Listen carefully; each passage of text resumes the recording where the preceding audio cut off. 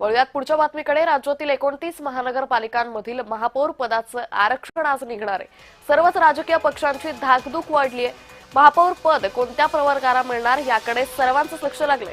मुंबईत एसटी प्रवर्गासाठी आरक्षण जाहीर झाल्यास मोठी राजकीय उलथापालथ शक्य आहे। एसटी प्रवर्गातील दोन्ही जागांवर ठाकरे गटाचे उमेदवार विजयी आहेत।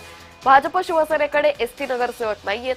महापौर पदाच्या गणितात आरक्षण सोडत ही निर्णायक निघणार आहे। या संदर्भात पुन्हा एकदा जाऊयात आमचे प्रतिनिधी महेंद्र जोईल यांच्याकडे। महेंद्र, आज राज्यातल्या 29 महापालिकांच्या महापौर पदाचे आरक्षण सोडत निघेल काय, अधिक तपशील?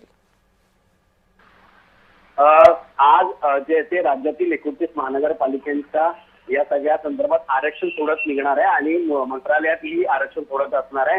त्यामुळे एकंदरीत या सगळ्या गोष्टींकडे प्रामुख्याने पाहिलं जाणार आहे, कारण मुंबईत प्रवर्गासाठी आरक्षण जाहीर झाल्यास एक मोठी उलटापालट होऊ शकते आणि एसटी प्रवर्गातील 2 जागेवरती फक्त ठाकरेंचेच उमेदवार निवडून आले। त्यामुळे भाजप आणि शिंदेकडे एकही नगरसेवक नाहीये।